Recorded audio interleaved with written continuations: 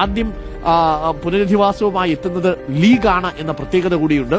April 9-ാം തീയതിയാണ് മുസ്ലിം ലീഗിന്റെ വയനാട് പുനരധിവാസ പദ്ധതി തുടങ്ങുക. ഇത് മുസ്ലിം ലീഗ് മോഡൽ. ഉരുൾ ദുരന്തമുണ്ടായ ആദ്യ മണിക്കൂർ മുതൽ ചൂരൽമല മുണ്ടക്കൈ നിവാസികളെ ചേർത്ത് പിടിക്കാൻ തുടങ്ങിയതാണ് മുസ്ലിം ലീഗ്. സുരക്ഷിതമായി കയറിക്കിടക്കാൻ അവർക്ക് കൂരയൊരുക്കുന്നതിലൂടെ ആ രക്ഷാദൌത്യം മറ്റൊരു നാഴികക്കല്ല് താണ്ടുകയാണ്. 8 സെന്റിൽ 1000 ചതുരശ്രയടി വിസ്തീർണമുള്ള 105 വീടുകളാണ് മുസ്ലിം ലീഗ് ഒരുക്കാൻ പോകുന്നത് എന്നതാണ് പ്രധാനപ്പെട്ട കാര്യം. സമയബന്ധിതമായി നിർമ്മാണം പൂർത്തിയാക്കാൻ സംവിധാനമുണ്ട്. മുസ്ലിം ലീഗ് കൈവച്ചു കഴിഞ്ഞാൽ പിന്നെ ആ കാര്യത്തിൽ മറ്റ് ബുദ്ധിമുട്ടുകളൊന്നുമില്ല. വളരെ പെട്ടെന്ന് കാര്യങ്ങൾ നടപ്പിലാവും എന്നുള്ളതാണ്. എന്തായാലും മാതൃകാപരമാണ്. അപ്പം സർക്കാരിൽ വെക്കാൻ പോകുന്ന വീടുകൾ ഇനി മാതൃകാപരമായി മുസ്ലിം ലീഗിന്റെ മാതൃകയും മുൻപിലുണ്ട് എന്നുള്ളതാണ്. ഒരു കോമ്പറ്റീഷൻ ഐറ്റമായിട്ട് മാറും.